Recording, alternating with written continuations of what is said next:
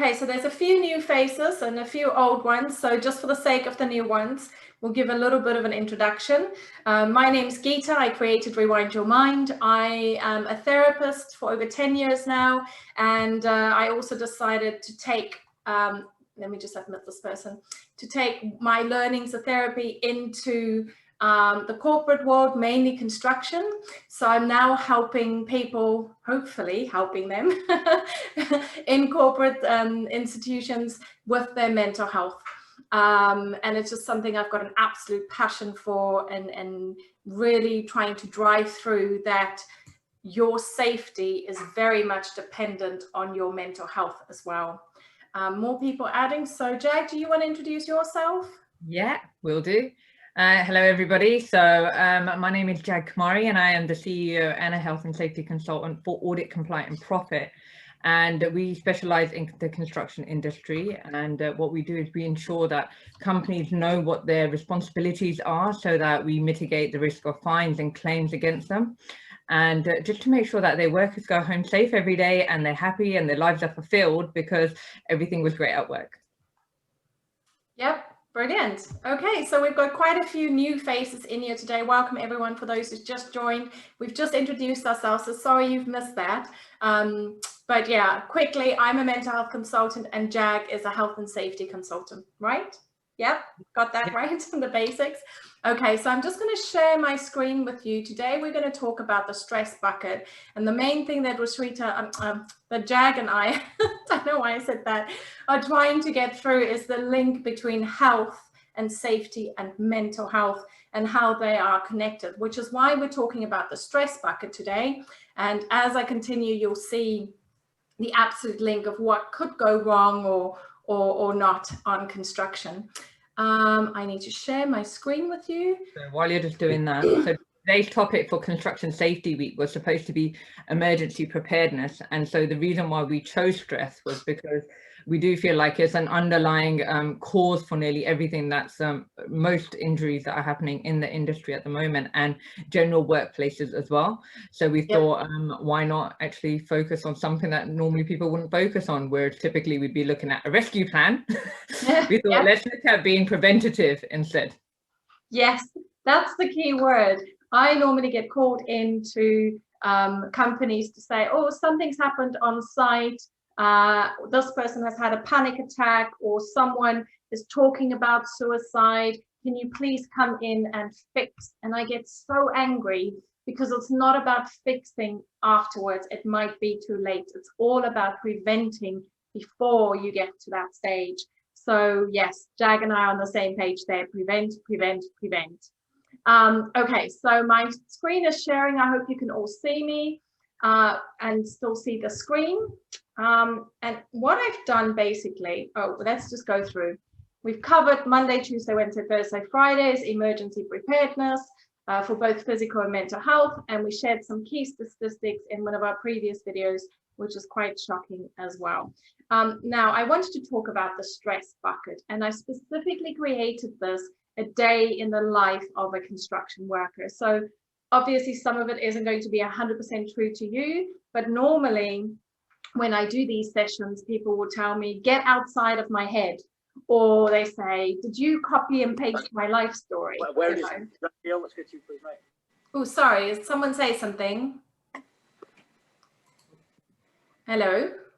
Ah, okay. They're muted. Someone's probably just not on mute, but it looks like they all are now. Great.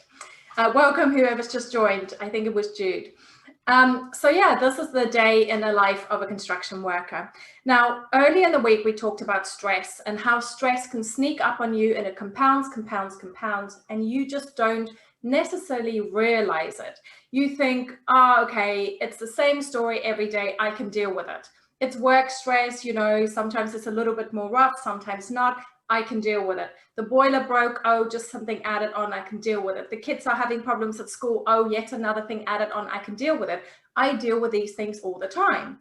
But people don't realize when it's just coming and coming and coming and coming and building up to a point where they can't take it any longer. Now, normally when I do this, I have a stress bucket in front of me. I have scrunched up pieces of paper, and as I throw in one scenario after the other, I throw that into the stress bucket.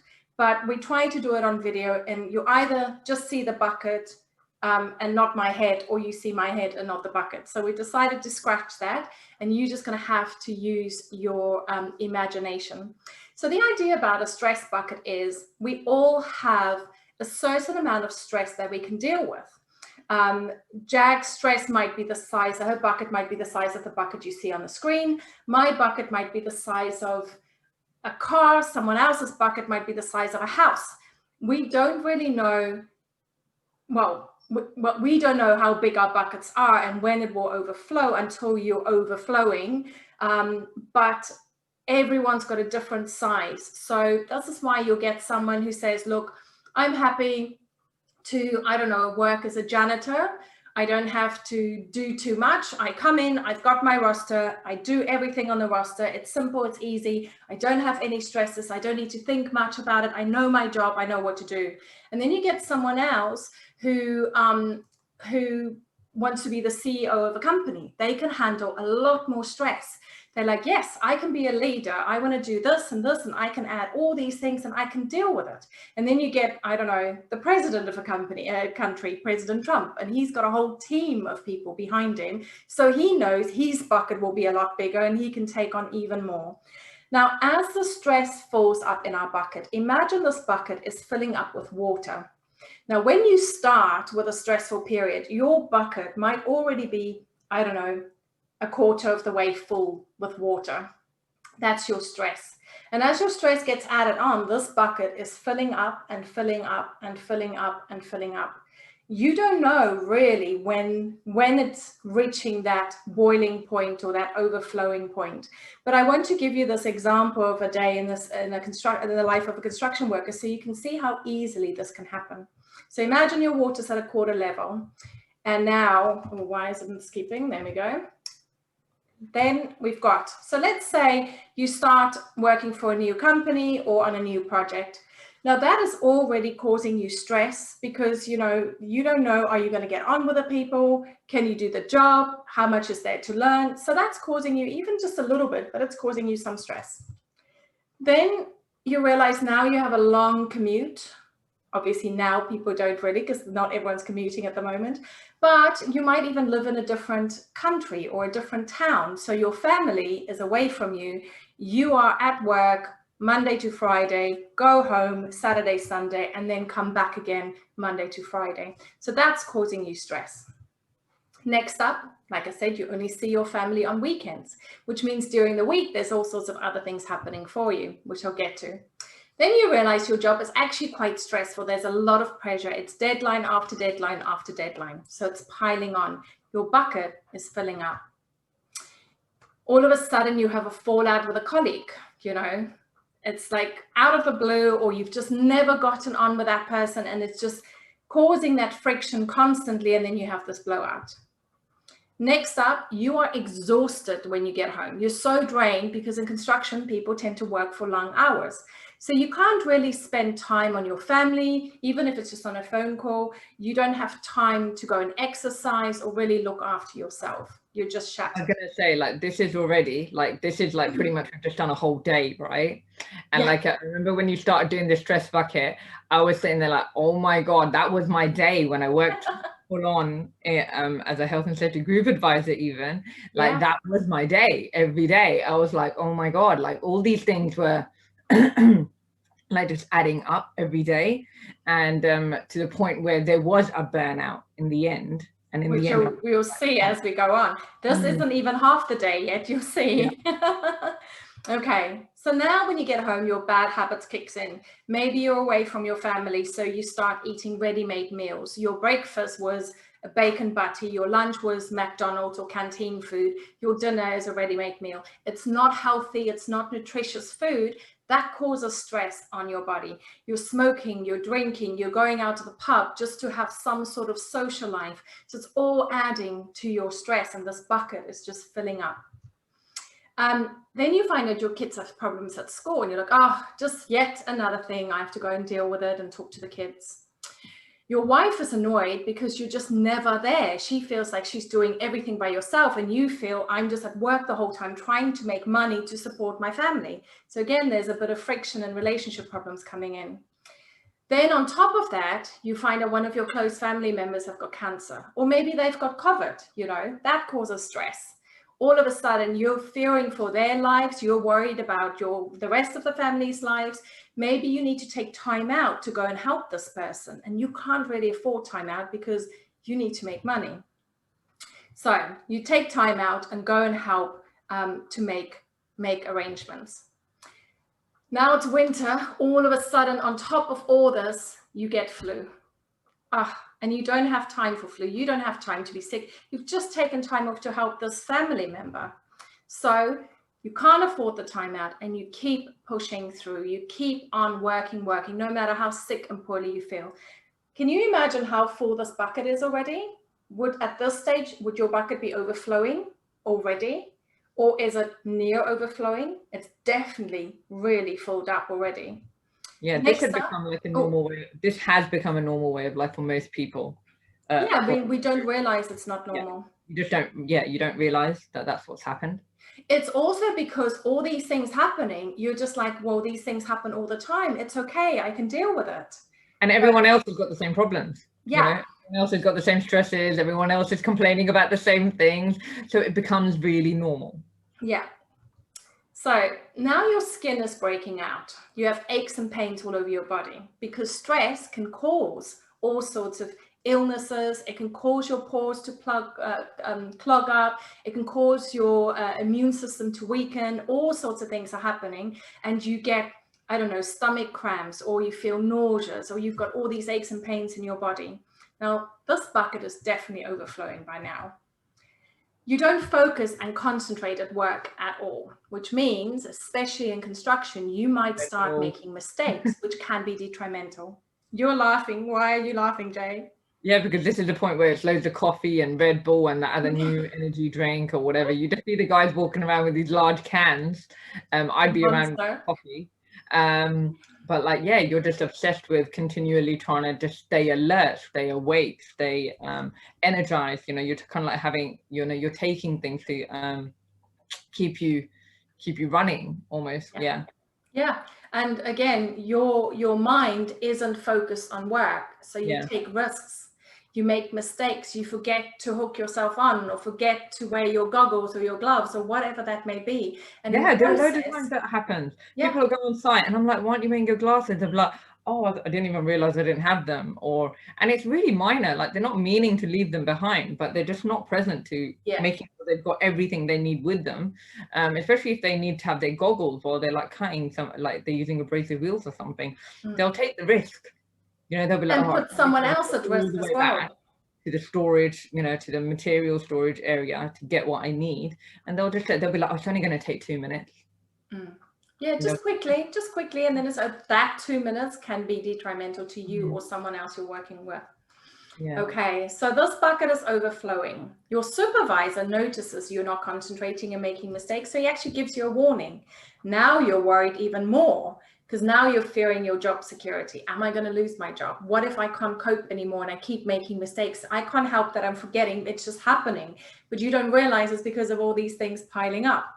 So your family wants more money. Maybe it's coming up to Christmas. They need additional money. They want to go and buy Christmas presents. They want to do some shopping. And you're thinking, I might lose my job because I'm not working properly and focusing.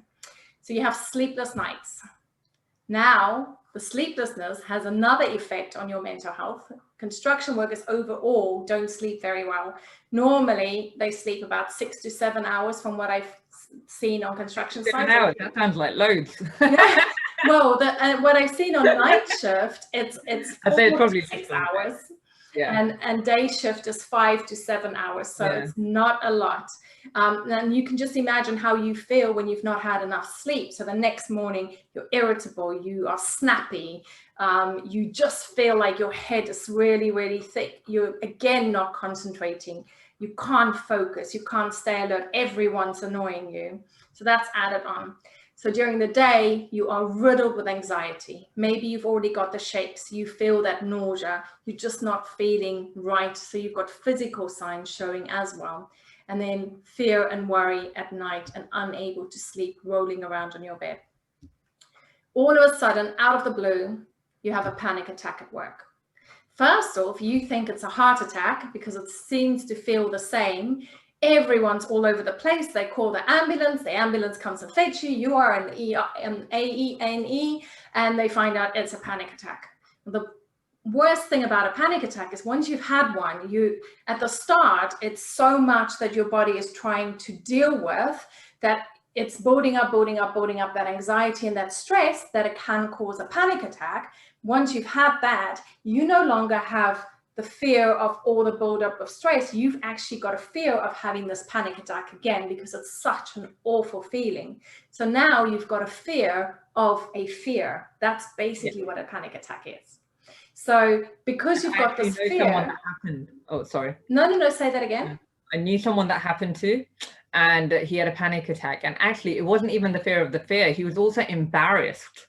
Yeah. Because it happened at work. So then he was embarrassed it will happen again as well.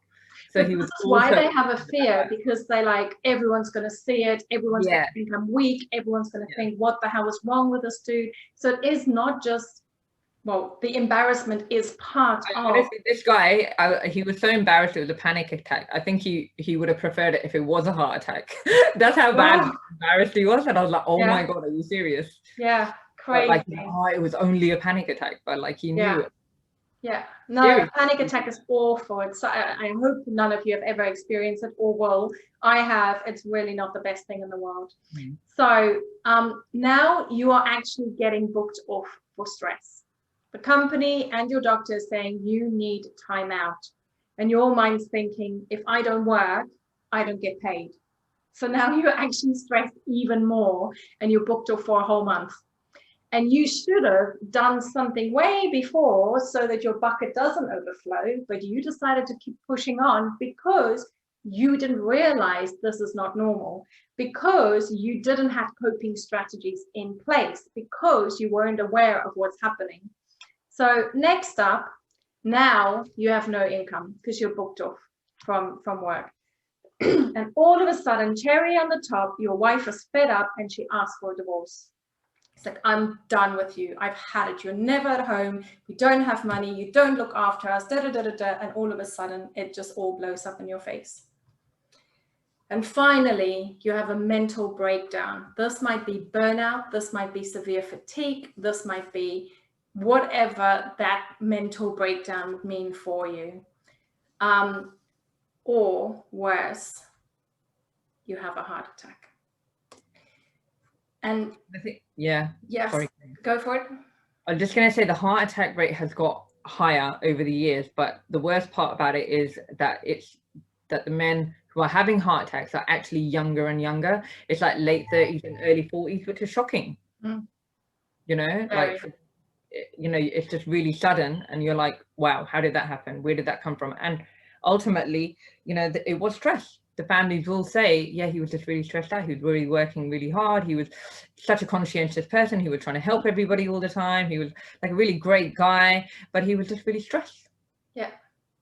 So it's all preventative if you knew what to do, if you knew the warning signs, if you knew coping strategies, if you didn't see this as normal. I want to go back all the way again. Let me just too far back. There we go, to the stress bucket. Now, when I have my bucket in front of everyone, I have you imagine on the side of the bucket is a little tap, just a little outlet, basically. Now, the little tap you can open up and slowly but surely release some of the water so that it doesn't fill up.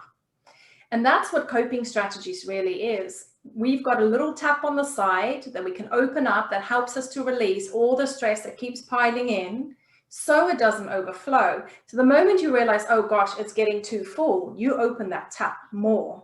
But the best way really is to have that tap open just slightly all the time, meaning you have small daily coping strategies, small daily habits in place Even if you think it's not going to make a difference, I promise you it will make a huge difference to that bucket filling up gradually. So I'll give you some of the coping strategies that I think will be useful to you. Unfortunately, we don't have enough time. Normally I do this in a much larger session, but I don't know, it's not something everyone does or want to do. Yeah. Meditations are really, really good. So just go through some of the, we did briefly touch on some of the bad coping strategies in the stress bucket as well, but like just emphasize those again. I could definitely share that during the high stress level time that I had during construction, which was about 5 years ago. It had been a build up over a few years, and my coping strategies had all were very bad coping strategies, and predominantly to kind of like it was not dealing with the stress. Instead, I was trying to numb the stress. So there was no one to talk to. So I wasn't talking to anyone about it. I was drinking alcohol instead, thinking, oh yeah, I've had such a stressful day. And in construction, it's so common to go to have a drink after work. You know, so you didn't even think anything. There's nothing wrong with it. There's nothing wrong with having a drink. Exactly. And I would actually check in every day. I would say to one of the managers, like, listen, I had quite a bit of wine last night. Like, you know, I don't know if that's right. And they'd be like, oh no, don't worry about it. We do the same thing. And you're like, oh, okay. You know, and then you kind of like, just because it's been, someone's just said it's okay. So you just keep on doing it. Right. And then you probably do more of it because you can sort of get away with it. Yeah, because you feel like, oh yeah, okay, someone's confirmed it's okay, so I'm okay, you know, I'm not that stressed. And then the smoking, you know, continuous smoking, increasing in your smoking. Some people, you know, would tend to smoke other stuff, you know. I'd hear about it on site and I'd be like, I hope you're not doing any of that on site, you know, and they'd be like, no, and then they'd kind of like try and fob it off. But I know that was happening as well. Yeah. So like, you know, there's a lot about, there's anger, you know, anger is a really bad coping strategy. Taking it out on other people is a really bad coping strategy. You know, where you're just blaming other people, not taking any responsibility. You sort of reach a point where you're just not approachable anymore as well. Yeah, or just brushing it under the rug and saying, oh, it's okay, I can deal with it, or I'll deal with it later. Yeah, we all have bad coping strategies. So better quick coping strategies would be breathing exercises. Just the moment you feel I'm too tense and I'm snappy at people, step away, go and do a breathing exercise. It takes 1 minute to do, but it just brings you back down. Short meditations, you know, if you have time traveling home or before you wake up in the morning, well, just after you've woken up in the morning or just before you go to bed, listen to a meditation. And if you don't want to do meditations, listen to relaxing nature sounds, the rain or a forest or something. Exercise is so good. One of the things I've introduced on one of the sites is a 1-at-1. So 1 o'clock every day, everyone drops down and they do a 1 minute plank, or they do 1 minute push-ups, or they do a 1 minute wall sit, or something that builds motivation in the team. They've got a little bit of banter, they've got a little bit of competition, everyone gets moving, and it's just that little bit of time that just releases some of the stress and anxiety that we're carrying with us. What other coping strategies? I'm trying to remember, there's so much. No, just looking at Antonio smiling there. I knew as soon as you said the 1 minute one, 1 minute at one, I know he's going to actually implement that at work. It can be a 2-at-2, it can be a 10-at-10. You know, that's just what I called it, a 1-at-1. He's trying to increase his plank time at the moment, so. Right. I know I was given a Fitbit back in the day. Really awesome. Yeah, the Fitbit is awesome because everyone in the company were having mini competitions with each other, trying to see who can wake up the most steps for the day. I am definitely in need of some steps for today. With the exercise, just a quick note on that, because I used to be on my feet all day long. Like I could easily be doing 15 to 20,000 steps, no problem, because I was traveling from site to site to site. And so I was on my feet all day long. However, I was still overweight. I was still eating really badly. I wasn't meditating. I was like about 3 stones overweight, right? Like, you know, but I was walking loads. I was everywhere. Yeah. But even all that walking did not really help. So when we say exercise, it is really like putting some intense activity, like a HIIT workout, even if it's a 7-minute HIIT workout. Yeah. That has so many benefits for the mind, for your health. for stress levels. So there's you can find those easily on the internet, a 7-minute workout. And also, as I mentioned before, sometimes you might not think about it, but having a bad diet and not nutritious food, that causes stress on your body. Not drinking enough water causes stress on your body. So just deciding to exercise, drinking water, take some time out is already that little tap at the end of your bucket to release some of your stresses. I'm conscious about the time now, Jag. We've got 3 minutes left, and I'm wondering if anyone has any questions for us. Go, Antonio.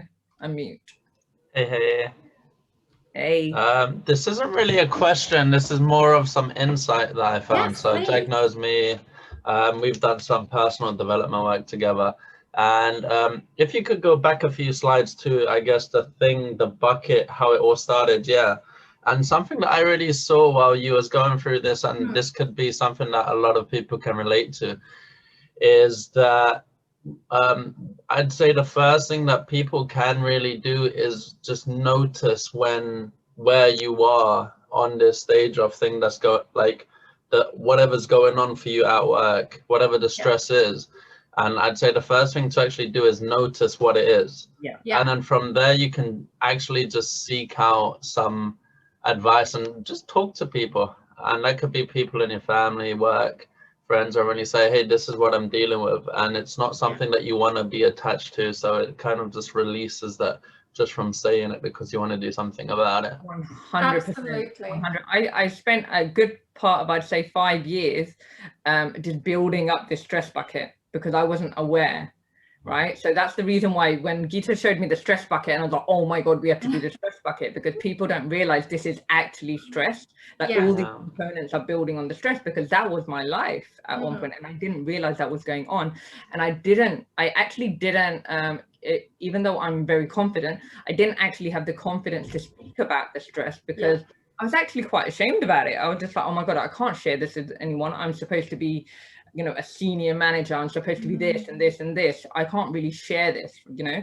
And so there is that level of where, if you're not aware, there's that in the back of your mind, you're just thinking, I can't share it. But if people are aware that these are elements that contribute to the stress bucket, that to your stress, right, then there's, you know, you can say to people, like, you know, if you're going through any of these things, there is help. You can speak to this manager maybe in the company. So Antonio, I know you're really like proactive in the company and stuff, and you're really like looking to implement some new things in, you know, TFL and stuff. So you know, this is something you can take on in the company and just say, look guys, this is like called a stress bucket, and if you guys are going through anything even remotely like this, I know you'll probably say, come and talk to me. Jag, we've actually out of time. What I just quickly, we don't have time for this, but I just wanted to show you, my main thing is you've got to identify your stresses. So we've got physiological, psychological, and psychosocial stress. And if you're able to figure out and identify where your stress is coming from, you'll be able to deal with it a lot better. There was another slide as well, which we did earlier in the week, which gives you the environmental factors, work factors, everything. So it's actually in the recording, I think, of Monday. If you want to have a look, because there's lots of things in there where you can also identify your stress at work, at home, in your environment. And start with identifying your stresses. Once you know what they are, you are able to implement certain healthy factors.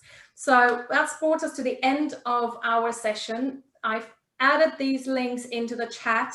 The bottom is the recordings for the whole week if you want to jump on there. That's our contact details. If anyone wants to ask another question, please feel free to do so now.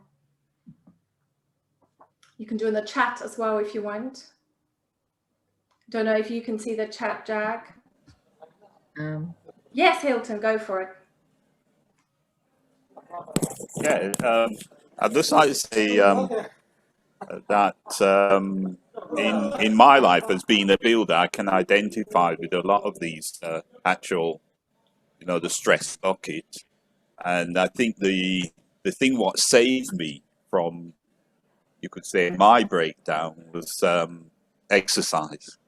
I've always played squash, even when it was stressful, and running. I've ran 4 marathons, so the exercise was something which, it alleviated a lot of the stress. But I know a lot of my colleagues, they didn't do that, so they carried it at home, and a lot of them have had divorces and things like that, you know, because of the way how the building industry is, you know. So I just thought I'd share that. Yeah, thank you very much for sharing. It's such an important link. And I think it's really just being responsible, like when you, like, what can we do, you know, whether you're an employer or another employee or a friend, like, can we have enough courage to say, listen, like, are you okay? Like, do you need someone to talk to? Can I, like, you know, and maybe you can even share, you know, what you know from your own experience, but also even anything that you've learned this week. But like, you know, just to be, because that's the problem. We don't often say, are you okay? Yeah, that's one of the biggest problems we have, and it makes it harder and harder for someone to, because no one asks, are you okay? And even when you do, it's quite superficial. You're like, yeah, I'm fine, it's great, you know, whatever.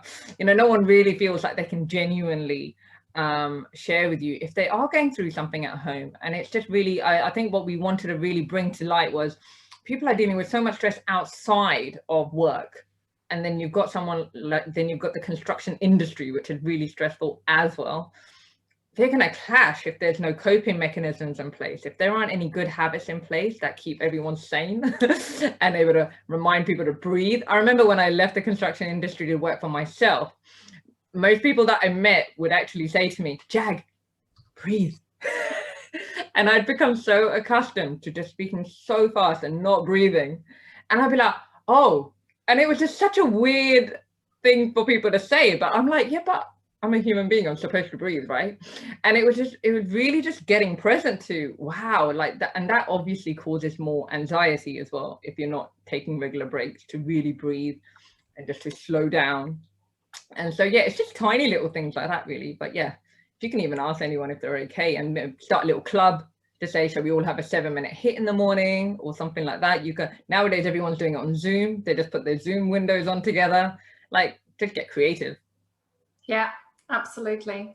All right, guys, this recording is going to shut off in 1 minute. So thank you for joining us. It's been great. Go and have a look at the rest of the links, and hopefully we'll be able to do this again and see you soon. Thank you very much for joining. Bye. And you can use this for CPD hours, by the way, if anyone's doing CPD as well. All right. Thank you. Thank you very much. Thank you. Bye. Bye.